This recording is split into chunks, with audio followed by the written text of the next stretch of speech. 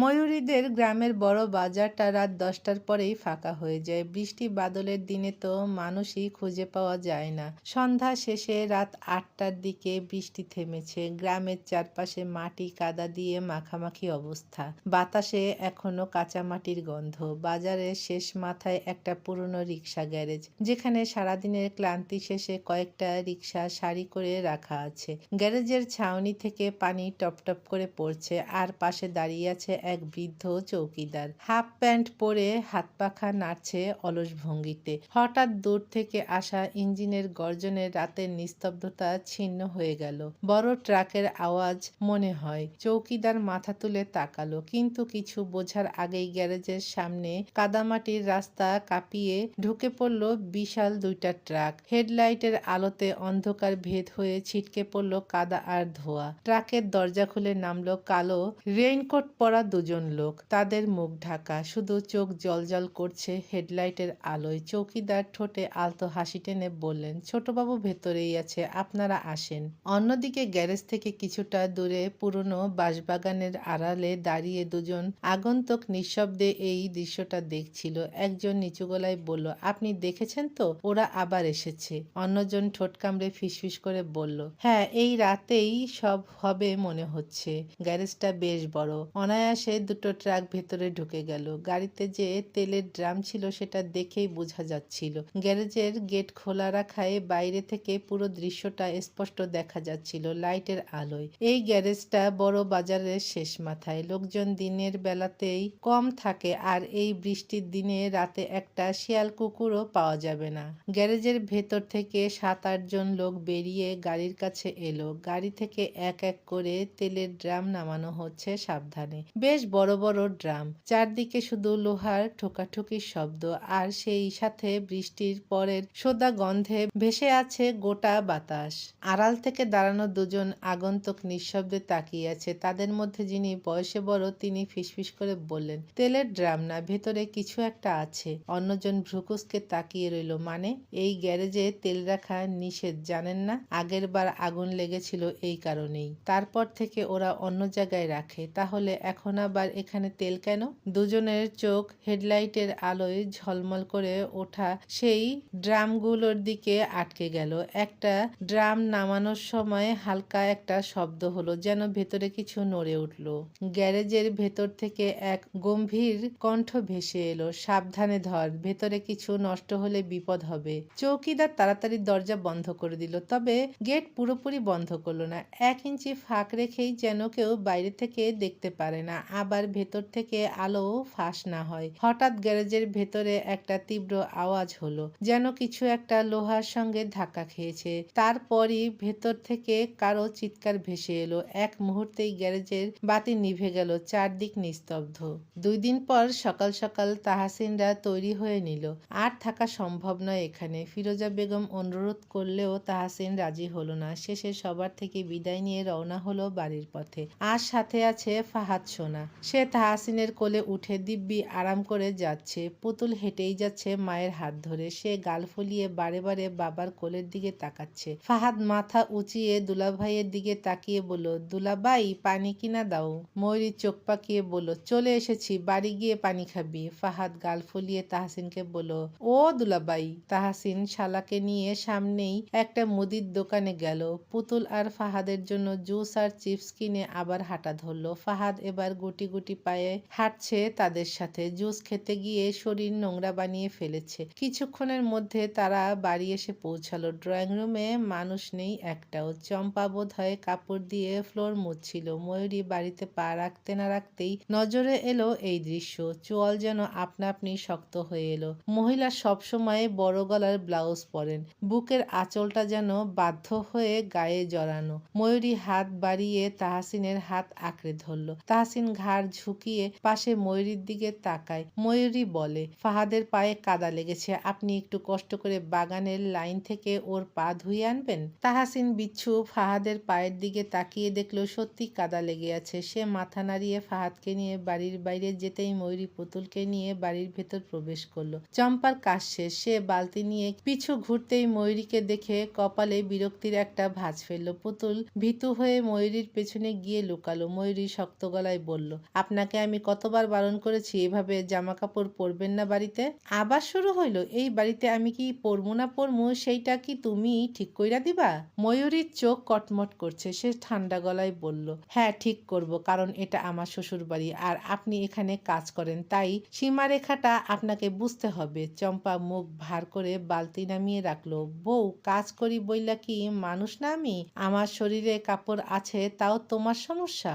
ময়ূরী এগিয়ে এলো, তার চোখে কঠিন ঝলক। সমস্যা তখনই হয় যখন আপনার মতো মানুষরা ইচ্ছা করে সীমা ছাড়িয়ে যায়। অন্যের সামনে শরীর দেখানো অভ্যাস হয়ে গেলে তখন সেটা শুধু কাপড়ের নয়, চরিত্রের ব্যাপারেও প্রশ্ন তোলে। আপনি কাজ করেন, আমি সম্মানও করি। কোনো কাজই ছোট নয়, তাই বলে এভাবে চলাফেরা করবেন? চম্পা এবার কণ্ঠ উঁচু করলো, তুমি খুব বড় চরিত্রবতী নাকি? যদি বলি তাই?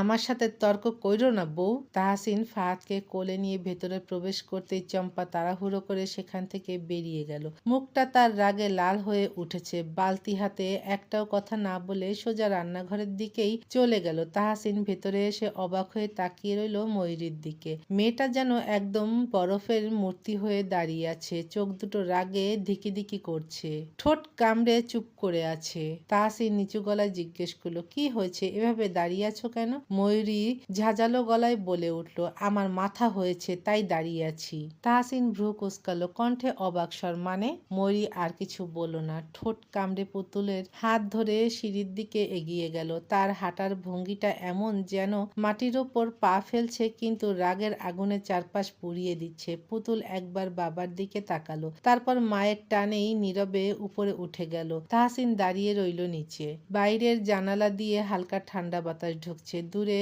উঠোনে গাছের পাতা নড়ছে আর রান্নাঘরের ভেতর থেকে থালা বাসনের ঠক ঠক শব্দ ভেসে আসছে। চম্পা এখনো ভেতরে কাজ করছে, কিন্তু তার আওয়াজে বিরক্তির স্বর স্পষ্ট। তাহসিন দীর্ঘশ্বাস ফেলে সিঁড়ির দিকে যেতে নিলেই পেছন থেকে আদনান ডেকে উঠল তাকে। বাড়ির বাইরেই গিয়েছিল বোধহয়। এই সকাল সকাল তাহসিনকে দেখে বলল, শালা শ্বশুর বাড়ি গিয়ে বাপের বাড়ির কথা ভুলে গেছিস? তাহসিন পিছু ঘুরে দাঁড়ালো। আদনানকে দেখে বলে, প্রাইভেসির বড্ড অভাব।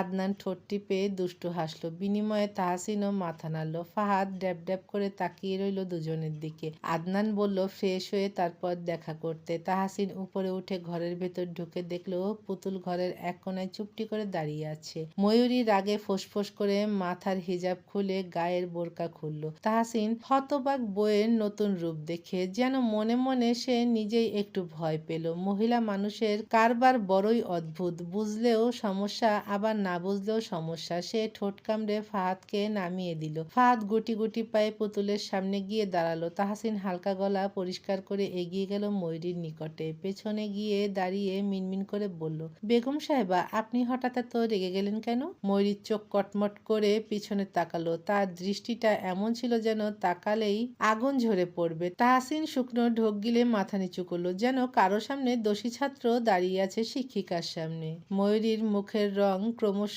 বদলে যাচ্ছে রাগে। সে একটাও কথা না বলে ঘুরে দাঁড়ালো, তারপর হনহন করে ওয়াশরুমের দিকে চলে গেল। দরজা ঠাস করে বন্ধ হওয়ার শব্দে পুরো ঘরটা কেঁপে উঠল। তাহসিন হতবাক হয়ে দাঁড়িয়ে রইল, কিছু বুঝে উঠতে পারছে না সে কি ভুল করলো নাকি ময়ূরীর রাগের কারণ অন্য কিছু। পেছন থেকে ছোট একটা কণ্ঠ ভেসে এলো তখন, পুতুলের বাবা।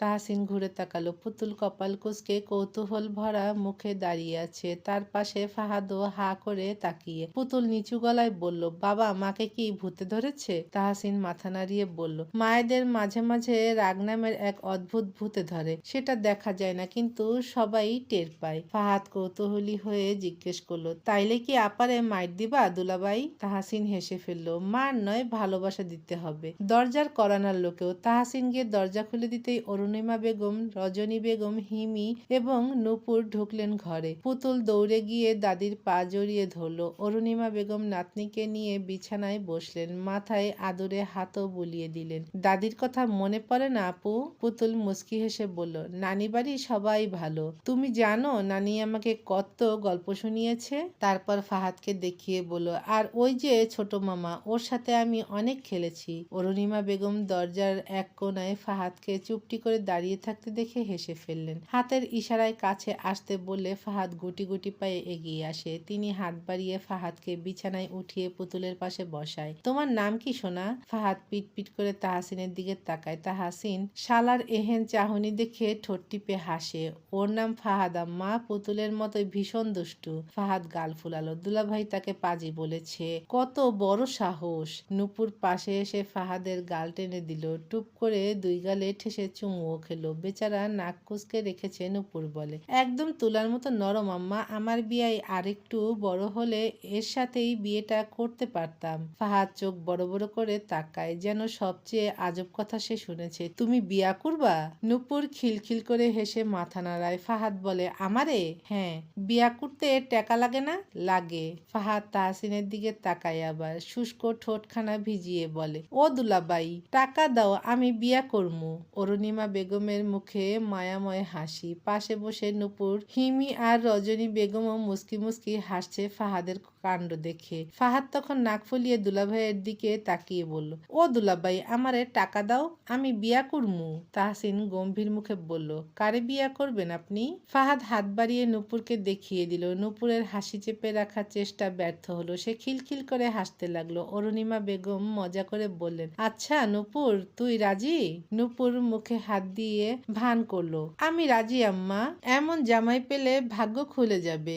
ওয়াশরুম থেকে ময়ূরী বের হলো, মাথায় তোয়ালে মুড়িয়ে। ঘরের মধ্যে সবাইকে দেখে অপ্রস্তুত হয়ে সালাম দিল। অরুণিমা বেগম মিষ্টি করে হাসলেন। তিনি প্রথম প্রথম ভেবেছিলেন মেয়েটা বড্ড বেশি ছোট, স্বামী সংসার কি করে সামলাবে এটুকু মেয়ে। তবে এখন মনে হচ্ছে তিনি ভুল ভেবেছিলেন। পুতুলকে বেশ যত্নে রাখে মেয়েটা। আর আর ছেলের সাথেও হয়তো সম্পর্ক সহজ হয়েছে। শোনো, অনেকদিন ঘুরেছো, এবার একটু সংসারে মন দাও। শাশুড়ির কথায় ময়ূরী মাথা নাড়ায়। রজনী বেগম যেন সব সময় নাত বউদের পেছনে লেগে থাকেন। যখন যেটা মুখে আসে সেটাই সোজাসুজি বলে বসেন। আমার ভাই বিয়া করার পর দেখি নাত বউ আরো সুন্দর হইয়া গেছে। জামাইয়ের সোহাগ আমার লগেও ভাগ কইর বউ। ময়ূরী হতভম্ব। দাদি শাশুড়ির মুখে এমন কথা শুনে অরুণিমা বেগম নাক কুচকালেন শাশুড়ির লাগাম ছাড়া কথায়। তাহসিন শুকনো ঢোক গিলে ময়ূরীর মাথায় পেঁচানো আধভেজা তোয়ালে নিয়েই ওয়াশরুমে দৌড়ে গেল। আশ্চর্য ব্যাপার, বউকে আজ অব্দি ভালোবাসি কথাটাই তো বলা হয়নি। আর দাদি তো সোহাগে সোহাগে মঙ্গল গ্রহে চলে গেছেন। ঘরের ভেতর থেকে অরুণিমা বেগম ফাহাদ আর পুতুলকে নিয়ে গেলেন খাওয়াবেন বলে। সাথে হিমিও গেল। শুধু থেকে গেলেন রজনী বেগম ও নূপুর। ময়ূরীর ভেজা চুল থেকে পানি ঝরছে টুপটুপ করে, হাতে ভেজা কাপড়। রজনী বেগম ময়ূরীর লাজেরাঙা মুখ দেখে বিছানায় আরাম করে বসলেন। শোনো বউ, বাড়ির বউ মানুষ, বাড়ির বাইরে যাওয়াটা আমার বেশি পছন্দ না। তোমার দাদা শ্বশুর রাজনীতি করলেও হ্যার ক্ষমতা বাড়ির বাইরে অবধি, বাড়ির ভেতরে সব আমার কথাই হয়। যা কমু তাই করবা। অনেক ঘুরছো বাপের বাড়ি, এইবার মন দিয়া সংসার করো। ময়ূরী সব শুনলো মন দিয়ে। রজনী বেগম আরো কিছু কথা বলে বের হলেন। নূপুর বলল, ভাবি, দাদির কথায় এত কান দিবা না, আমি যাই, আমার আবার অনেক কাজ পড়ে আছে। নূপুর চলে যাওয়ার পর ময়ূরী দীর্ঘশ্বাস ফেলল। দরজা চাপিয়ে দিয়ে বারান্দায় গেল কাপড় ছড়াতে। তাহসিন তখন ওয়াশরুম থেকে বের হয়েছে, কোনো রকম মাথায় পানি ঢেলে। ভেজা তোয়ালে দিয়ে মাথা মুছতে মুছতে আর চোখে ঘরের দিকে তাকিয়ে দেখলো তার বউ নেই ঘরে।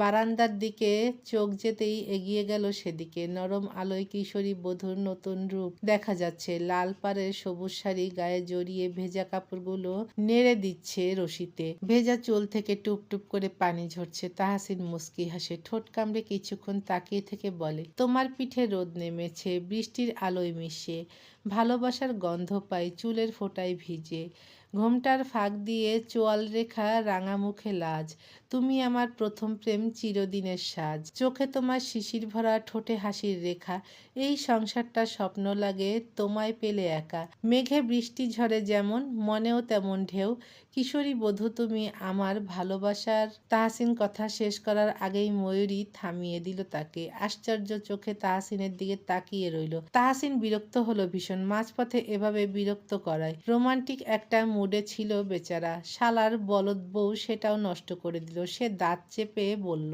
তুমি কি মানুষ হবা না? ময়ূরী বিস্মিত হয়ে শুকনো গলা ভিজিয়ে বলল, আমি তো মানুষই। তুমি একটা বাদর, বেয়াদব বাদর, চেনো? ময়ূরী কটমট করে তাকালো। শাড়ির আঁচল কোমরে গুজে দুপা এগিয়ে এসে বলল, আপনি আমাকে অপমান করছেন? অপমান কই করলাম? তুমি যেটা সেটাই তো বললাম। খুব খারাপ হচ্ছে তা? কথা থেমে গেল তার। তাহসিন ভ্রুকুচকে বলল, সিনটুকুও বলো? ময়ূরী রেগে ওর বুকে ধাক্কা ধাক্কা দিয়ে ঘরে ঢুকলো। লোকটা সীমার বাইরে ফাজিল। তাহসিন মুচকি হেসে হাতের ভেজা তোয়ালে সই করে ময়ূরীর মাথার উপর ছুঁড়ে মারল। মেয়েটা ভয়ে বুকে থুতু দিয়ে রেগে তাকালো পিছু ঘুরে। একটা মানুষ এত জ্বালায় কি করে? এই কয়েকদিনেই মনে হচ্ছে জীবনটা ঝালাপালা হয়ে গেছে। ময়ূরী বিরক্ত হয়ে মাথায় কাপড় দিয়ে ঘরের বাইরে রওনা হলো। এখন ঘরে থাকলে নিশ্চিত মারামারি লেগে যাবে।